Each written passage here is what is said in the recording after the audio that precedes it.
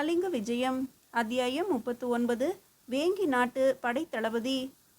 கருணாகரன் புறப்பட்டு சென்று 3 நாட்கள் ஆன பிறகு விடியற் காலையில் சடையவர்மன் தன் நண்பர்கள் நீலவண்ணனுடனும் வீரத்தேவனுடனும் சத்திரத்தில் தயாராக இருந்த ரதத்தில் ஏறினான். 2 குதிரைகள் பூட்டிய ரதம்.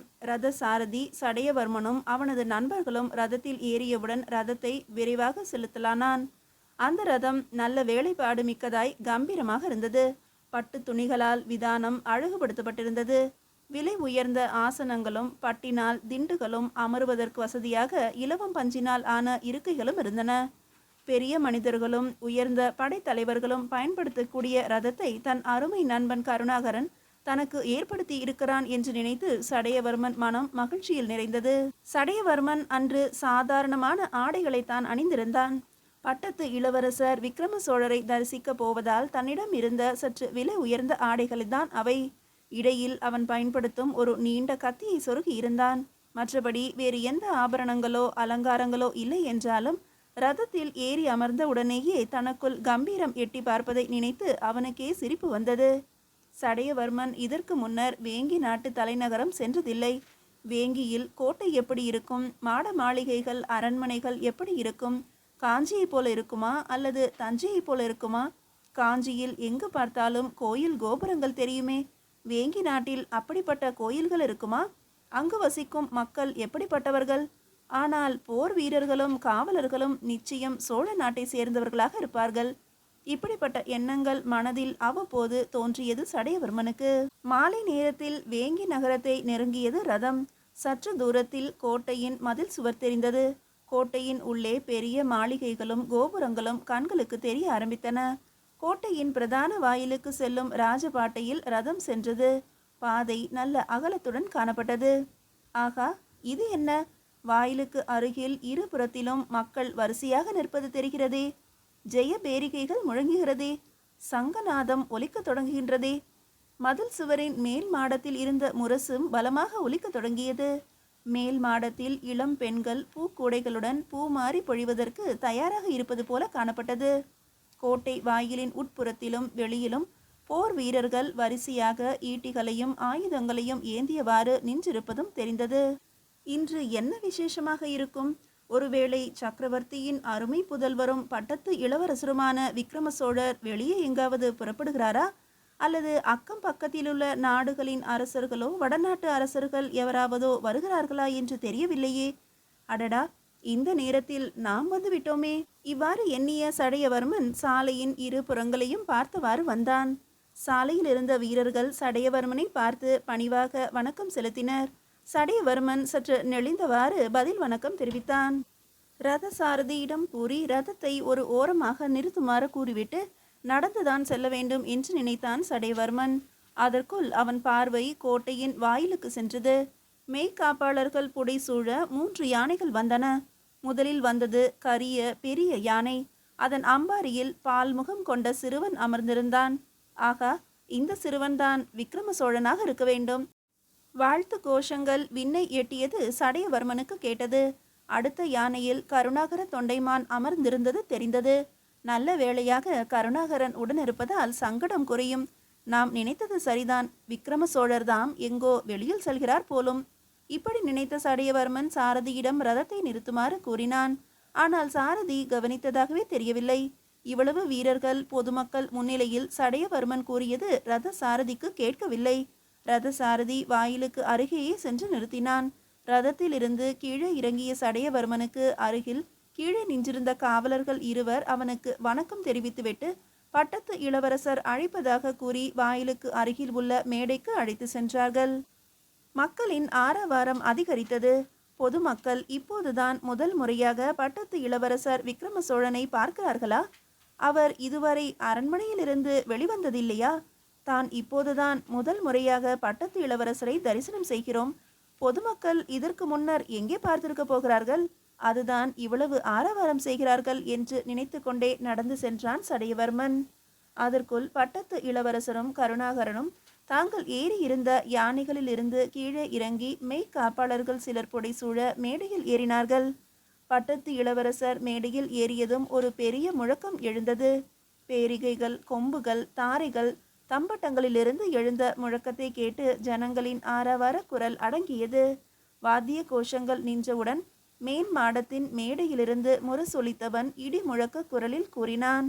சூரிய வம்சத்திலே உதித்த சிபி சக்கரவர்த்தி மனுநீதி சோழன் கரிகால் பெருவளத்தான் பரம்பரையில் வழிவந்து தோன்றிய 46 தேசங்களை ஆளுகின்ற சோழ சக்கரவர்த்தி, உலகம் முழுவதும் போற்றும் மாமன்னர், சுங்கம் தவிர்த்து இருள் நீக்கி உலகாலும் ஸ்ரீ குலோத்துங்க சோழ தேவரின் திருமகனார், ஐம்படை பருவத்து வெம்படை தாங்கும் வேங்கை வீராதி வீரர் சூராதி சூரர் வேங்கி நாட்டு அரசு தலைவர் பட்டத்து இளவரசர் ஸ்ரீ விக்ரம சோழ மகாராஜா எழுந்தருளியிருக்கிறார், பராக் பராக் என்று கட்டியங்கூறுவோன் கூறி முடித்ததும், விக்ரம சோழ மகாராஜா வாழ்க வாழ்க என்று வாழ்த்து கோஷங்கள் மக்களிடையே எழுந்தன. மறுபடியும் சிறிது நேரம் முரசொலியும் வாத்தியங்களின் முழக்கமும் ஒலித்துவிட்டு அடங்கிய பின் கட்டியக்காரன் தனது இடி முழக்க குரலில், பல்லவர் குலத்தில் உதித்தவர், மகேந்திர பல்லவர் நரசிம்ம பல்லவரின் வழித்தோன்றல், காஞ்சியின் அரசர், குலோத்துங்க சோழ வளநாட்டை சார்ந்த வண்டையர்கோன் பெருவீரர், சோழ நாட்டின் தலைமை தளபதி, சோழ சக்கரவர்த்தியின் வீரப்படை தண்டநாயகன் ஸ்ரீ கருணாகர தொண்டைமான் விஜயம் செய்திருக்கிறார், பராக் பராக் என்று கூறி மறுபடியும் முரசொலித்தான். பிறகு முரசொலியை நிறுத்திவிட்டு கட்டியக்காரன் பின்வருமாறு கூறலானான். சங்கம் அமைத்து முத்தமிழ் வளர்த்த பாண்டிய மன்னர்களின் பரம்பரையில் உதித்தவர், நீதிநெறி தவறாத பாண்டிய நெடுஞ்செழியனின் வழிவந்தவர், இதிகாச மகாபாரத காலத்துக்கு முன்னரே இருந்து வருகின்ற மதுரை நகரத்துக்கு உரியவர், சுந்தர பாண்டியரின் திருமகனார், சடையவர்மன் பராந்தகன் வேங்கி நாட்டு படை தளபதியாக பொறுப்பேற்கிறார், பராக் பராக் என்று கூறியவுடன் அப்போதுதான் மேடைக்கு அருகே சென்று பட்டத்து இளவரசர் விக்ரம சோழனிடம் நெருங்கிய சடையவர்மன் வியப்பு கடலில் மூழ்கினான். மேன் மாடத்திலிருந்து பூமாரி பொழிந்தது. மக்கள் கூட்டத்திலிருந்து பெரும் குரலில், பட்டத்து இளவரசர் விக்ரம சோழர் வாழ்க, சோழ நாட்டு தளபதி கருணாகர தொண்டைமான் வாழ்க, வேங்கி நாட்டு தளபதி சடையவர்ம பராந்தக பாண்டியர் வாழ்க என்று வாழ்த்து கோஷங்கள் எழுந்தன. காவலன் ஒருவன் தங்க தாம்பாளத்தில் பட்டு துணி விரித்து வைக்கப்பட்டிருந்த வைர கற்கள் பதித்த தங்க கைப்பிடி வைத்து பளபளவென்று கூர்த்தீட்டப்பட்ட நீண்ட கத்தியை விக்ரம சோழனிடம் நீட்ட, விக்ரம சோழன் அந்த கத்தியை பெற்றுக்கொண்டு புன்னகை பூத்த முகத்துடன் தன் எதிரில் நின்ற சடையவர்மனிடம் கொடுத்த போது பயபக்தியுடனும் பரவசத்துடனும் பெற்றுக்கொண்டு தளபதியாக பொறுப்பேற்றதற்கு அடையாளமாக கத்தியை உயர தூக்கி சூரிய தேவனை வணங்கினான் சடையவர்மன். அருகில் நின்றிருந்த கருணாகரன், நண்பா, வேங்கி நாட்டு தளபதியாக பொறுப்பேற்று கொண்டீர்கள், வாழ்த்துக்கள் என்று வாழ்த்தினான். பேசும் சக்தியை இதுவரையில் இழந்த சடையவர்மன் சமாளித்து கொண்டு விக்ரம சோழனிடம், பேரரசே, சோழர் குல திலகமே, நீங்கள் இதுவரை என்னை நேரில் கூட பார்த்ததில்லை. நானும் போர்க்களத்தில் இதுவரையில் என் ஆற்றலை காட்டியதில்லை. நீங்கள் வயதில் சிறியவராக இருந்தாலும் பெருந்தன்மையோடு எனக்கு வேங்கி நாட்டின் தளபதி பதவியை அளிக்கிறீர்கள். நானும் என் உயிர் உள்ள வரையில் நன்றி கடன் பட்டவனாகிறேன். என் இறுதி மூச்சு உள்ள வரையில் உங்களுக்கும் நாட்டுக்கும் ஒரு தீங்கும் நேராத வண்ணம் காப்பேன் என்று உணர்ச்சி பொங்க கூறினான். விக்ரம சோழன் லேசாக சிரித்தபடி, தளபதியாரே, உங்களை நான் நேரில் பார்த்திருக்காவிட்டாலும் உங்கள் ஆற்றலை அறிவேன். சக்கரவர்த்தியிடம் நம் காஞ்சி அரசர் கருணாகரர் வடகலிங்க சிறையாளிகளை மீட்ட விதத்தை விவரிக்கும் போது நானும் அருகிலிருந்து கேட்டுக்கொண்டிருந்தேன். அப்போதிருந்தே உங்களை சந்திக்க பேராவல் கொண்டிருந்தேன். இன்றுதான் உங்களை நேரில் சந்திக்க முடிந்தது. உங்களை சந்திக்கும் போது அரச மரியாதை செய்து வரவேற்க வேண்டும் என்ற எண்ணமும் என் மனதில் எழுந்தது. கருணாகரர் தான் அதற்கு தக்க ஏற்பாடுகள் செய்தார். நான் மட்டுமல்ல, கருணாகரர் கூட. இங்கு நாங்கள் உங்களை சந்திக்கும் அதே சமயத்தில் நமது படை வீரர்களும் பொதுமக்களும் அரண்மனை ஊழியர்களும் மெய்க்காவல் அதிகாரிகளும் உங்களுக்கு தக்க மரியாதை செய்ய வேண்டும் என்ற எண்ணத்தில் இந்த வரவேற்பு நிகழ்ச்சிக்கு ஏற்பாடு செய்தோம் என்றான். மகிழ்ச்சி பரவசத்துடன் தனது நண்பன் கருணாகரனை அணைத்த சடையவர்மன் இருவருக்கும் நன்றி தெரிவித்தான். விக்ரம சோழனும் கருணாகரனும் தாங்கள் வந்த யானைகளில் ஏறிக்கொண்ட பிறகு புதிய தளபதியாக பொறுப்பேற்ற சடையவர்மனை அங்கிருந்த அரண்மனை ஊழியர்கள் மற்றொரு யானையின் மீது ஏறிக்கொள்ளுமாறு கேட்டுக்கொண்டனர். உயர்த்தி பிடித்த கத்தியோடு சடையவர்மன் யானையின் மீது ஏறி அமர்ந்தான். அங்கிருந்த காவலர்களும் பொதுமக்களும் இப்போது சடையவர்மனை நன்றாக பார்க்க முடிந்தது. அதிக ஆடம்பரம் இல்லாத உடை அணிந்திருந்தாலும் பரம்பரையாக வீர உணர்ச்சி மிக்க பாண்டிய குல வாரிசான சடையவர்மனை கண்டவுடன் அவனுடைய வீர கனல் தெரிக்கும் முகத்தை பார்த்தபடியே ஜெயகோஷம் எழுப்பினர். 3 யானைகளும் ஒன்றன் பின் ஒன்றாக அணிவகுத்து வந்தன. விசாலமான மாட வீதிகளின் வழியே வந்த யானைகளை தொடர்ந்து வீரர்களும் அணிவகுத்து வந்தனர். வாழ்த்தொலிகளும் ஜெய கோஷங்களும் முழங்க அரண்மனைக்கு யானைகள் வந்து சேர்ந்தன. மாலை நேரமாகிவிட்டபடியால் அரண்மனை முழுவதும் அகல் விளக்குகளும் தீப்பந்தங்களும் ஏற்றப்பட்டு இந்திரலோகம் போல காட்சியளித்ததை சடையவர்மன் கண்டான். அரண்மனை சபா மண்டபத்தை அடைந்தவர்கள் நடுவில் இருந்த ஆசனத்தில் விக்ரம சோழன் அமர்ந்தவுடன் அடுத்து இருந்த ஆசனத்தில் கருணாகரனும் அதற்கு அடுத்தபடி சடையவர்மனும் அமர்ந்தனர்.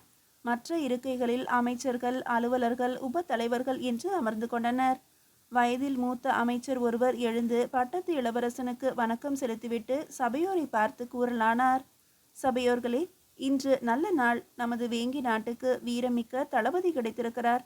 பாண்டிய அரச குலத்தவரான சடையவர்ம பராந்தக பாண்டியர் தளபதியாக பொறுப்பேற்று வேங்கி நாட்டை எதிரிகளிடமிருந்தும் பகைவர்களிடமிருந்தும் சூழ்ச்சி செய்பவர்களிடமிருந்தும் காப்பாற்றுவார் என்பதில் நம் எல்லோருக்கும் மிக்க மகிழ்ச்சியான செய்தி. காஞ்சி அரசர் சக்கரவர்த்தியின் கட்டளைப்படி நாளைய தினம் வேங்கியிலிருந்து புறப்பட இருப்பதால் நம் எல்லோருடைய பொறுப்பும் அதிகமாகிறது. அதிலும் நமக்கு அருகே இருக்கும் கலிங்க மன்னர்கள் நம்மை தாக்க சமயம் பார்த்து கொண்டிருப்பதாக அறிகிறோம். அவர்களது சதியை முறியடித்து பொதுமக்களை காக்க வேண்டியது நமது கடமை. அக்கடமையை நாம் கண்ணும் கருத்துமாக நிறைவேற்ற உறுதி பூணுவோம் என்று கூறி முடித்தார். விக்ரம சோழன் ஒவ்வொருவராக அழைத்து நாட்டு நடப்புகளை அறிந்து கொண்டான். அன்று இரவு சபை முடிந்த பிறகு கருணாகரன் சடையவர்மனை அழைத்து கொண்டு தளபதிக்காக ஒதுக்கப்பட்ட மாளிகைக்கு சென்றான். நீலவண்ணனும் வீரத்தேவனும் முன்னரே சென்று மாளிகையை தயார்படுத்தியிருந்தனர். உணவு முடிந்துவிட்டு நால்வரும் நீண்ட நேரம் பேசிக் கொண்டிருந்தனர். அடுத்த நாள் அதிகாலையில் வீரர்கள் சிலருடன் கருணாகரன் கங்கை கொண்ட சோழபுரம் நோக்கி தன் பயணத்தை தொடங்கினான். வழி அனுப்ப சடையவர்மனும் நீலவண்ணனும் வீரத்தேவனும் கோட்டை வாயில் வரை வந்திருந்தனர். மீதியை அடுத்த அத்தியாயத்தில் காணலாம்.